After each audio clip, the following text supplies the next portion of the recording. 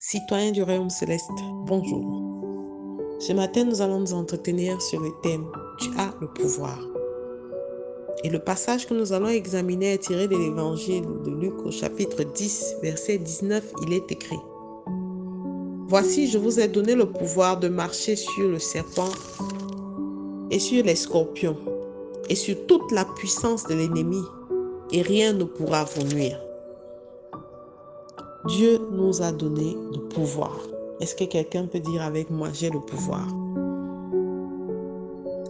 Certains enfants de Dieu ne se sont pas appropriés ce passage et ne comprennent pas jusqu'à quel niveau le Seigneur veut que nous ayons part à son héritage, veut que nous comptions parmi ceux qui peuvent expérimenter le bonheur et la grâce d'appartenir à son royaume sur cette terre.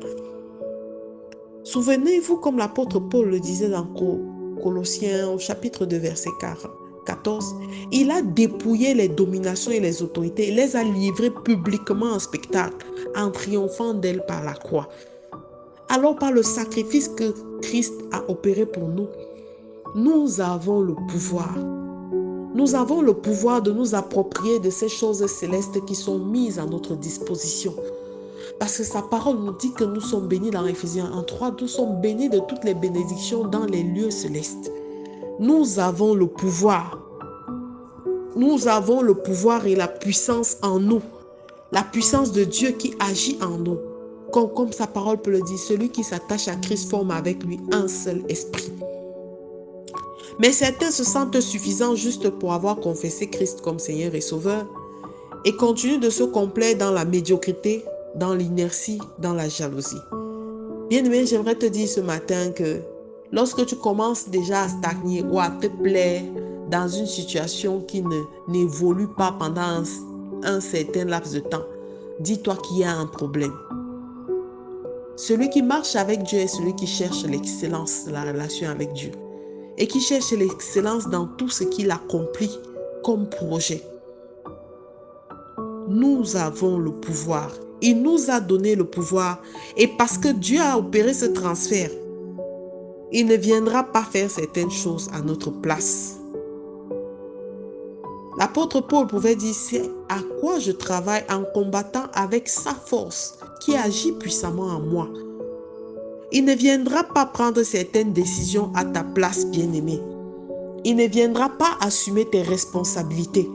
Il ne viendra pas faire des choix à ta place.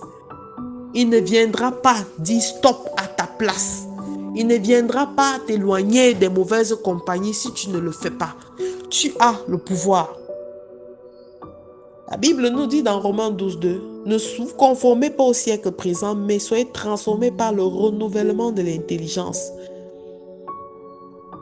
Alors tu dois continuer et continuellement travailler à ce renouvellement de ton intelligence au travers de la méditation de la parole. 4 ingrédients sont nécessaires pour que tu puisses réellement t'approprier ce pouvoir que Dieu t'a donné. Premièrement, y croire. La Bible dit dans Hébreux 11:6 qu'il est impossible de plaire à Dieu sans la foi. Alors si tu ne crois pas que tu as autorité sur toute chose, que tu as autorité sur l'ennemi, alors il te sera difficile de mettre un terme à l'oppression de l'ennemi sur ta vie. Alors il te sera difficile de dire non. Alors il te sera difficile d'aller dans un sens qui, d'après toi, est celui dans lequel Dieu t'appelle. Deuxièmement, il faut pouvoir oser. Alors celui-là qui ne croit pas ne peut pas oser. Parce que la foi est la ferme assurance des choses qu'on espère et la démonstration de celles qu'on ne voit pas. Alors toi qui as toujours peur de te lancer, jusqu'à quand auras-tu peur? Je suis venu te dire ce matin que tu as le pouvoir. Tu as le pouvoir d'y croire. Tu peux oser. Et troisièmement, il te faut conquérir. Le renouvellement de l'intelligence ne renvoie pas à une réalité mystique. Mais le renouvellement de l'intelligence renvoie à une réalité palpable. Tu ne te plais pas dans un domaine, je prendrai un exemple. Il te faut te réinventer pour aller dans un autre domaine. Tu dois pouvoir demander à Dieu vers quoi tu m'appelles. Comment je peux me déployer? Comment faire pour conquérir de nouveaux espaces? pour pouvoir avoir une vie plus épanouie, pour avoir un nouveau jour, pour vivre la vie que tu m'as donnée et non une vie par procuration. Et cette réinvention est le quatrième aspect pour lequel tu dois travailler. Tu as longtemps œuvré dans un sens et tu ne t'es jamais retrouvé épanoui. Il est temps de regarder autrement. Il est temps de chercher à faire autrement. L'Esprit Saint est là. Christ nous a dit qu'il ne nous laisserait pas seuls. Il enverrait le Consolateur. Il est là pour nous édifier. Il est là pour nous guider. Il est là pour nous diriger, insuffler en nous ce qui est bon et agréable aux yeux de Dieu. Alors je veux que tu dises ce matin, j'ai le pouvoir. J'ai le pouvoir d'avancer. J'ai le pouvoir d'aller où je veux.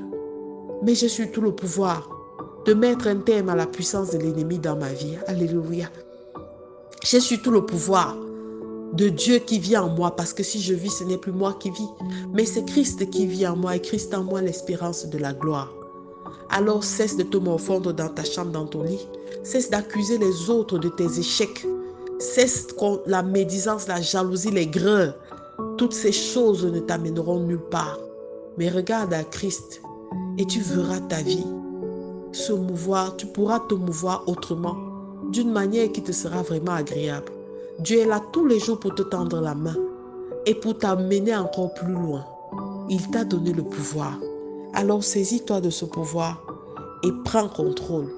Parce qu'il est là. Il combat. La Bible nous dit qu'en lui nous existons et en lui tout a été créé. Et par sa grâce, sa main a toujours été sur nous. Je te recommande de faire cette prière ce matin avec moi. Père éternel, je te bénis pour ce pouvoir que tu as mis en moi. Affermis-moi, Seigneur, afin que je sois capable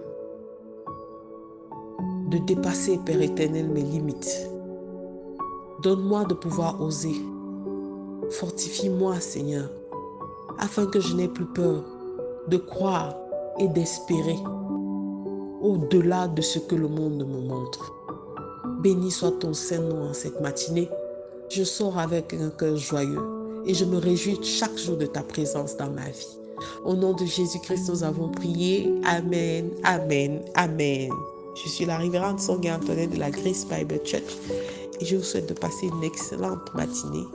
Et surtout, nous entrons dans le week-end, un excellent week-end. Shalom.